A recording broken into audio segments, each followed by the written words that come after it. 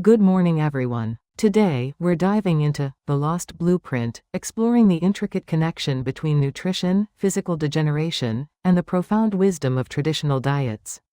We'll be rediscovering Drive, Weston A. Price's groundbreaking 1930s investigation into the biological roots of human health. In the early 20th century, a global health crisis was quietly emerging, characterized by crowded teeth, narrow faces, and rampant decay. Dr. Weston A. Price, a Cleveland dentist, suspected these weren't random genetic accidents, but rather clear symptoms of a nutritional collapse. As Price himself wisely stated, life in all its splendor is Mother Nature obeyed. Dr. Price was faced with what he called the mystery of the crumbling mouth. By the 1930s, he noted a terrifying trend in his patients' children were developing crowded teeth, narrow faces, and cavities at unprecedented rates. This was a clear physical deviation from the human baseline.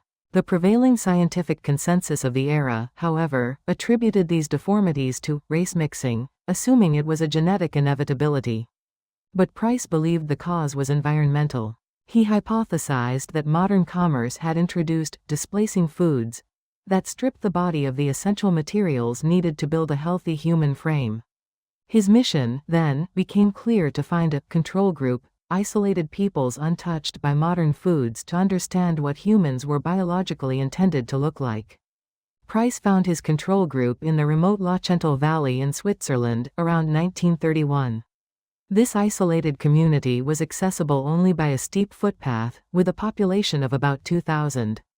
Remarkably, they had no doctors, no police, and no because they had so little need for them. Their cavity rate was an astonishingly low 0.3%, translating to approximately 0.003 cavities per 1,000 teeth. They also had 0 cases of tuberculosis, demonstrating complete immunity despite exposure. Physically, they were robust, with broad faces, perfectly aligned dental arches, and high physical endurance. Price noted that their children played barefoot in glacial streams, a testament to their vitality. He observed, "They have neither physician nor dentist because they have so little need for them." The health of the Lachental Valley people was deeply rooted in their sacred foods. Their diet revolved around a core of one-piece sourdough rye bread and dairy products, primarily summer cheese and butter. Meat was eaten about once a week. The villagers held a profound belief that butter produced in June, when cows grazed on rapidly growing glacial grass, contained a divine life force. This special butter was reserved for the sick and the elderly.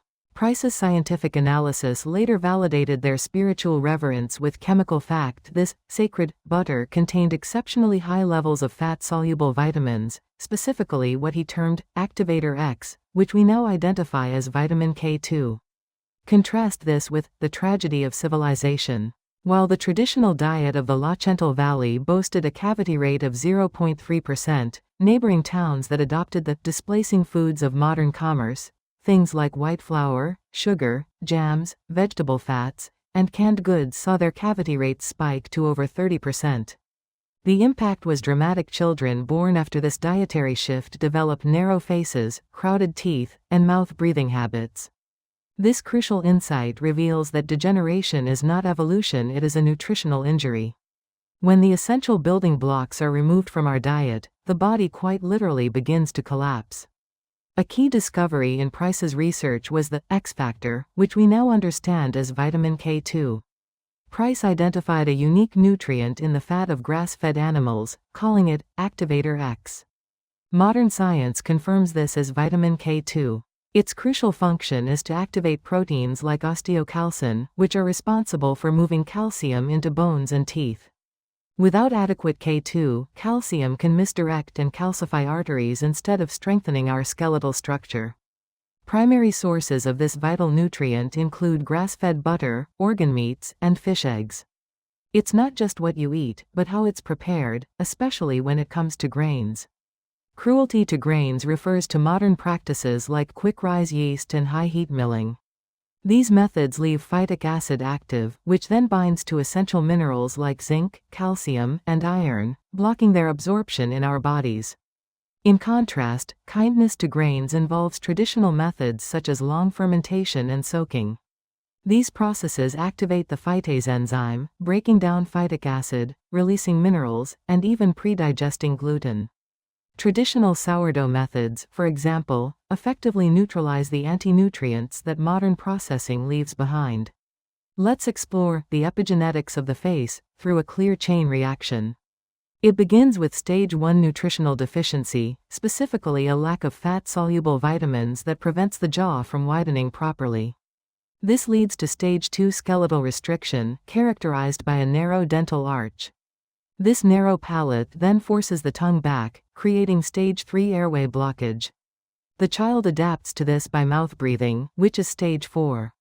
This sustained mouth breathing leads to significant consequences, including elongated facial growth, often known as adenoid face, sleep apnea, reduced oxygenation, and crooked teeth.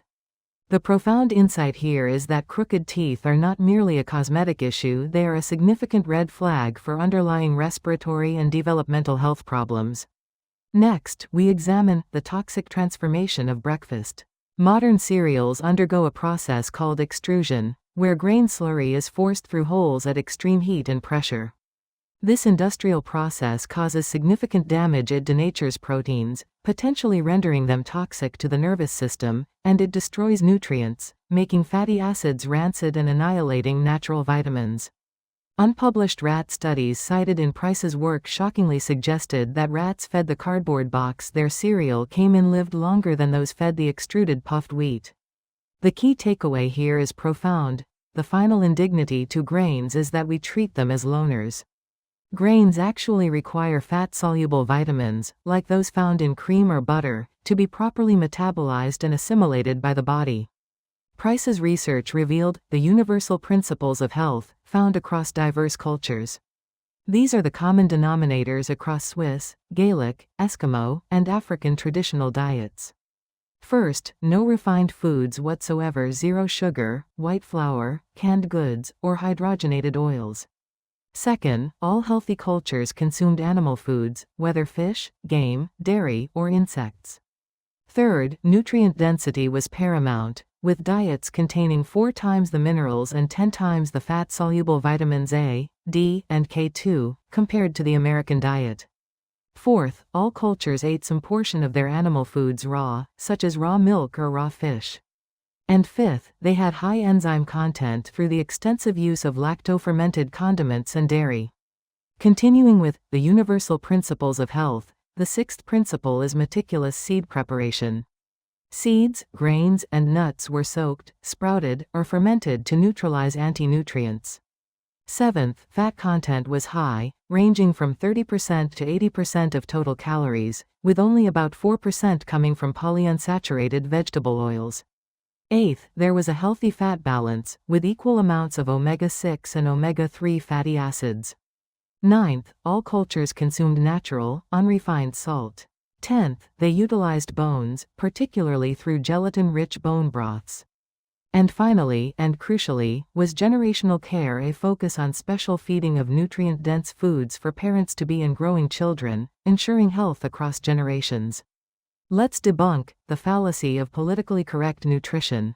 The myth has long persisted that saturated fat clogs arteries and causes heart disease, and that cholesterol is the enemy. However, the source reality tells a different story. Saturated fats, like those found in butter and tallow, provide essential cell membrane integrity and act as required carriers for vitamins A and D. Furthermore, cholesterol is not the enemy, it is absolutely essential for the development of the brain and nervous system. The real danger lies in the displacing foods, industrial liquid vegetable oils like soy, corn, and canola, and hydrogenated fats. These are entirely new to the human diet and are strongly linked to widespread inflammation and chronic disease. Another critical aspect Price uncovered was the legacy of the unborn preconception nutrition. Indigenous tribes understood this deeply, enforcing special feeding of nutrient-dense foods, such as organ meats and fish eggs, for both parents for months before conception. During pregnancy, there was a high intake of fat-soluble activators vitamins A, D, and K2 to ensure the fetus formed perfectly. The result? Smarter, stronger, healthier children with broad faces and robust immunity. For modern application, essential inputs include cod liver oil for vitamins A and D, egg yolks for choline, and crucially, the avoidance of toxins such as soy and processed dairy. This foundational nutrition truly sets the stage for optimal health from the very beginning. So, how can we become a modern traditionalist? Here's an actionable plan for dietary swaps and practices. First, swap your vegetable and canola oils for traditional fats like butter, tallow, lard, or coconut oil. Swap commercial bread for sourdough or sprouted grains. Swap skim or pasteurized milk for raw, full-fat, or fermented dairy like kefir. And swap synthetic multivitamins for natural sources like cod liver oil and butter oil. In terms of actions to do, make sure to soak your oats and beans overnight to improve digestibility and nutrient absorption. And importantly, embrace nose-to-tail eating, incorporating organ meats and nutrient-rich bone broth into your diet. Ultimately, we cannot outsmart our biology. Weston A. Price didn't discover a new diet, he simply rediscovered the biological laws that govern the human species. The widespread degeneration we observe today is not an inevitable evolutionary path, it is a clear signal that we have lost the blueprint for human health. As Price eloquently put it, individual beauty is a matter of both design of the face and regularity and perfection of the teeth. Nature has been obeyed. Let's strive to obey nature once more and rediscover that lost blueprint for ourselves and future generations. Thank you.